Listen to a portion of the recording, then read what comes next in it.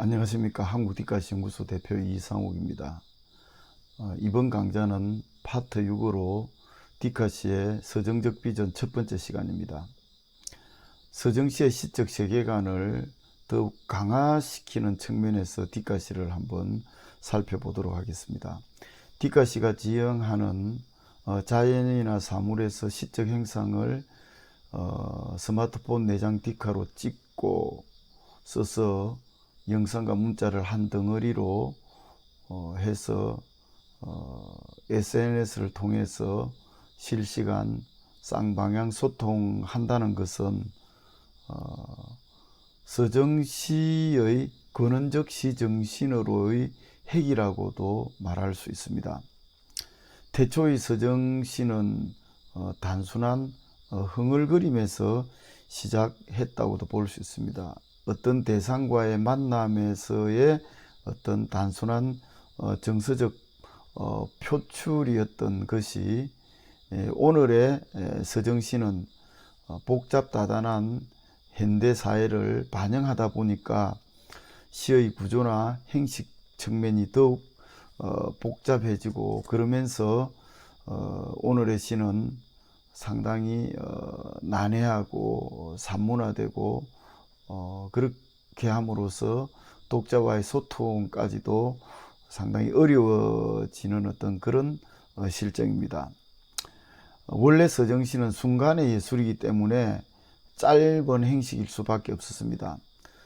서정시는 생을 순간적으로 파악하는 것으로, 그래서 시제 또한 현재 시제가 본질입니다. 오늘의 서정시는 본래 이런 순간예술이라는 서정시 본래의 어떤 그런 장르적 특색에서 많이 이탈한 것이 사실입니다. 그건 다원화된 오늘의 현실을 담아내다 보니까 시가 점점 길어지고 산문화되고 난삽해졌다는 것이지요. 오늘의 시는 이론적 세계관으로 자아와 세계의 동일성을 추구하던 전통 서정과는 차이를 드러내는 현대 서정으로서 반서정, 탈서정, 신서정 이런 명칭에서 알 수 있듯이 1990년대 이후 한국의 현대시는 중심부재,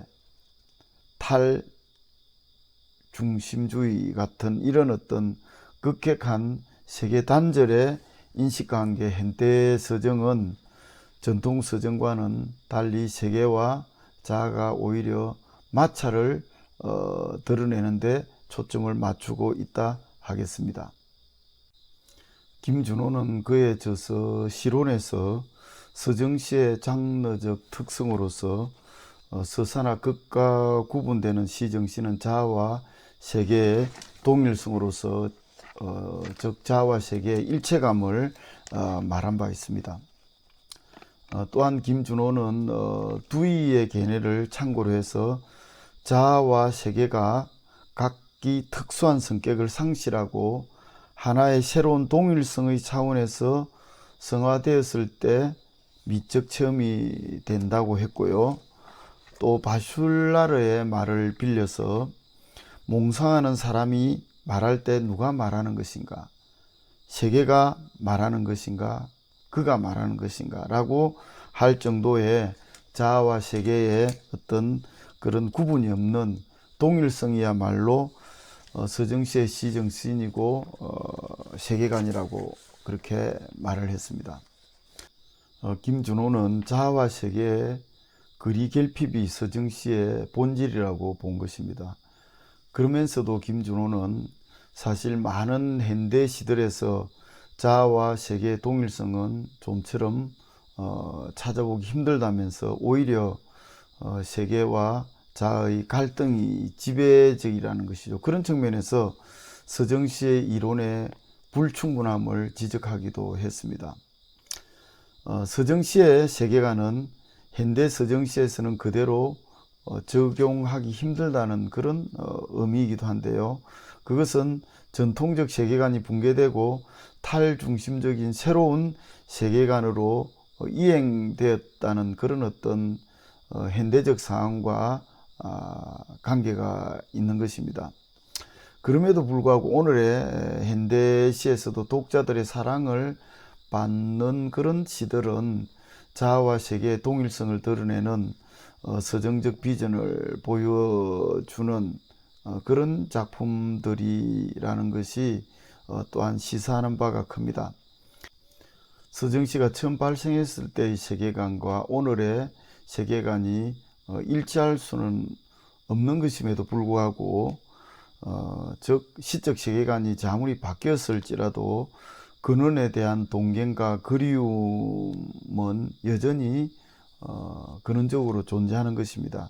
그래서 시의 위기란 담론이 드러날 때마다 그 대안으로 항상 거론되는 것이 서정으로의 핵이라는 이런 어떤 명제입니다.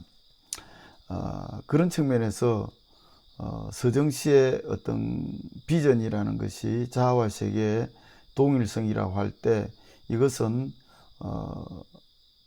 시적 세계관이 아무리 바뀐다고 할지라도 그것이 폐기될 수는 없을 것입니다.